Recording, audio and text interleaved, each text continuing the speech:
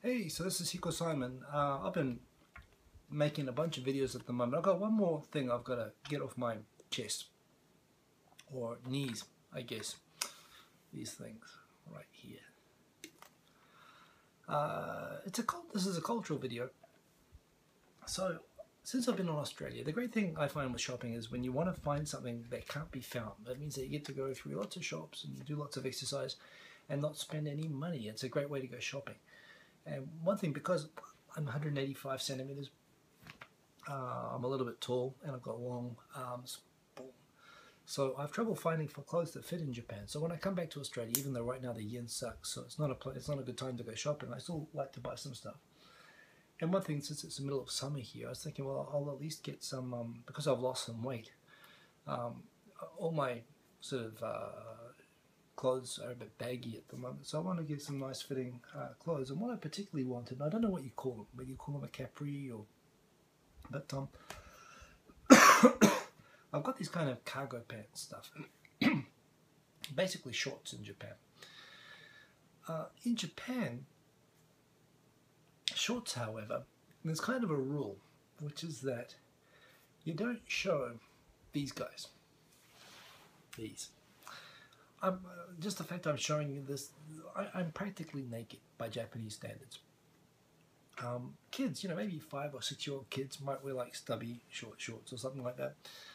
But you know, pretty much beyond that, even in the middle of, you know, sticking hot summers in Japan, most people wear fully long trousers, and if they are so brave as to bare their shins in public, you know, they'll definitely wear something shorts which will come well below the knee. So you're talking about like capri or like golf pants or something like that, which are, there's a kind of a gap between the ankle and, you know, halfway up the shin, but definitely the knees are something that for adults outside of, you know, an onsen do not come out in public. And I guess I've developed the same kind of view that, you know, it's only like 5-year-old kids that go out with their knees in public. However, since I came back to Japan last year, to Australia, last year when I came to Australia, these things were kind of in fashion as well, and I could buy a whole bunch of them here, and I've got a bunch of old pairs of them that I want to throw away and replace. So I went back to the same shops, and I've been looking around to find some replacement ones. At the moment in Australia, and this is the country where, you know, where everyone goes to the beach in, you know, white front Speedos. So, you know, there's no shame or embarrassment at all.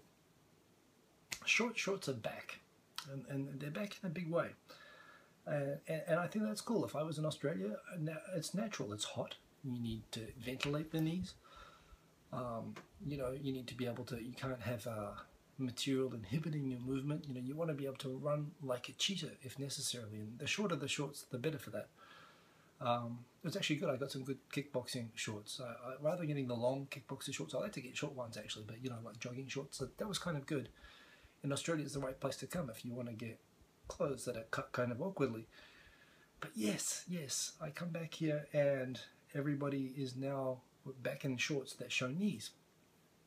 It's fine if you're in Australia and everyone's wearing them, and if I was living here, yeah, I would probably want to let the fellas breathe a bit myself, and I might get some, but I live in Japan, and that's weird, and it would not be cool. You know, it would be strange. I would be like the tourist in Lederhosen, for an idea of what it would look like when you see foreigners, a guy like me walking around showing my knees in Japan. You get a pass because you're a foreigner, but it's still, look at that guy in the Lederhosen. So look at that guy showing his knees. It's not cool.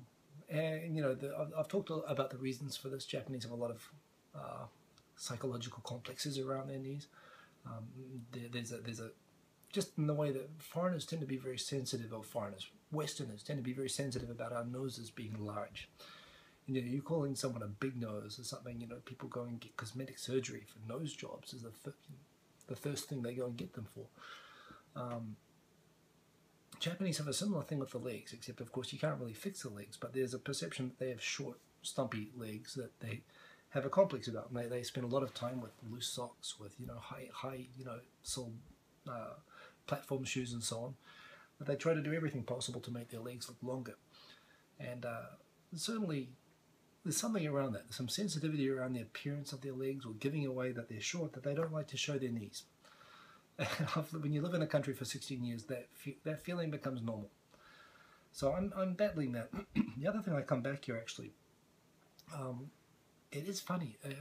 I mentioned this in my Facebook. Coming to Australia only once a year, it's a little bit like Michael J. Fox getting into the DeLorean and was it Hill Valley, wherever he was living, Hill Valley I think it was, and going back 30 years in time and getting out of the car and seeing this, the same street with all different looking people, and then going into the future to 2015 and seeing everyone looking around. Well, I feel like I'm getting out of a DeLorean, opening the door every 12 months. I'm coming into the same neighborhoods, the same shopping malls, looking at the same people in the same place, and they look very different every year. And the big difference is I've noticed coming back to Australia after 12 months.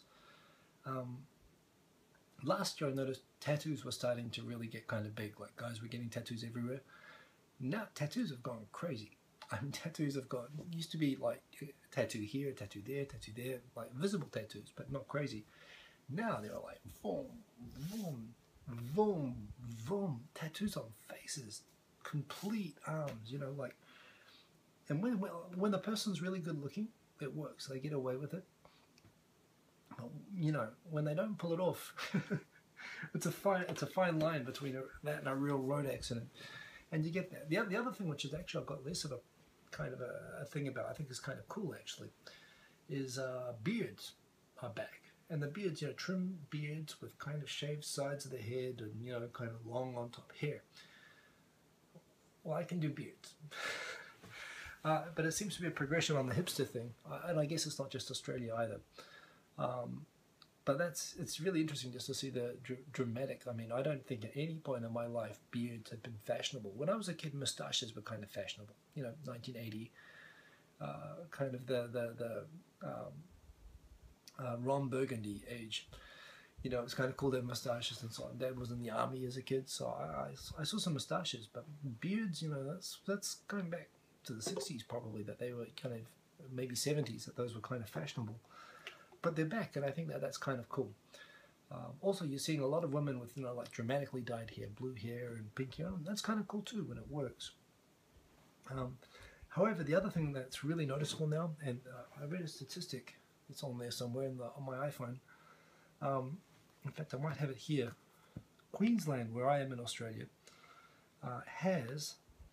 Well, for a start, Australia about a year ago passed America as having like the highest rate of obesity in the world outside of, Niue or one of those Pacific islands.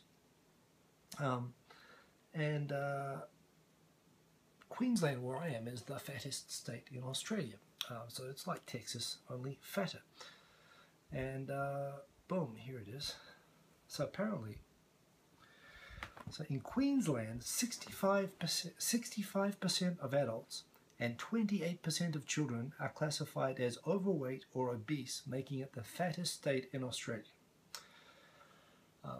65% of adults in Queensland are overweight or obese. And there's maybe a difference between those. The big thing I noticed with my mum, when I was going to like tourist sites, like to zoos and so on in Australia, when I was a kid, you could always tell American tourists because... you could see the American family. They kind of look like, like DreamWorks cartoon families. They're all kind of round and straight. They said different. Even the kids were kind of fat, and the parents were fat, and they'd have the cameras around their necks. And American tourists were always pretty physically obvious. They'd always kind of stand out from the surrounding people. And I noticed when I was at the Australian Zoo and when I was at the koala sanctuary and so on the other day, the Americans didn't stand out at all from the Australians. The Australians looked the same or were bigger than the Americans. It's kind of amazing. And to come and see, like visibly, the increase. One thing with Australia is that Australians are super active. They're super into sports. And it's true for a lot of the young fellas. They look good. They work out a lot. They exercise a lot. But I think it's when they start working full time. You're in a place where you drive everywhere. It's too hot to walk anywhere. And unless you're really playing sports or really being active, the food here is great, and you just get big fast, I guess. But the overweightness thing is kind of not cool. The short shorts I can't really cope with, and I'm getting some kind of reverse culture shock about it, but it's helping me save a lot of money. The tattoo stuff is out of control. I'm going to invest in laser removal companies, because I think they're going to be really big here really soon. And in any case, I think actually it'll work one of two ways. either they're going to go out of fashion because this is a fashion fad, the tattoo thing, but either it's going to go out of fashion, everyone's going to want to get them lasered off, or it's going to get bigger and bigger and bigger, and people are going to want to be able to, having easier laser removal is going to facilitate more tattooing, right? If you know you can get rid of a tattoo after university when you got to get a job, then you'll feel less inhibited about getting one at university, and everyone's going to get them. So I guess it could go one of two extreme ways, and either way, laser removal is going to be big. So it's kind of interesting. I mean, to come from Japan, these are the things that really stand out the most. Although, guys, just remember, if you want to come to Japan, they're not going to accept you for who you are if you're covered in tattoos. This is maybe going to change, but you can't expect the world to accommodate you for a fashion fad. So just, there are consequences to doing this sort of thing, but at the same time, the tsunami of tattoos here is so dramatic. I assume it's happening elsewhere as well. It's interesting. It is going to hit Japan at some point, probably soon, so we're going to see. But yeah, that is my reverse culture shock experience in Australia. I've been having a pretty laid-back time here, actually, and it is nice to be back. Yeah, that's the other thing of the car navigation systems. They're not quite as good as Japan's. No washlet on the toilet, but that's okay. I've kind of, I've learned some tricks to get around that, but which I will not share here. I'll share maybe another time. But yeah, it's good to be back in Australia anyway. It's always fun to come back and see. Although I tell you, it is always, I get some surprises, some shots out of left field, and those are those ones for me. So I hope you found that interesting, and come and check out Japan. I'm interested to get the reverse view, so let me know if there's anything else you think I should be looking out for reverse culture shock warnings. Okay, peace.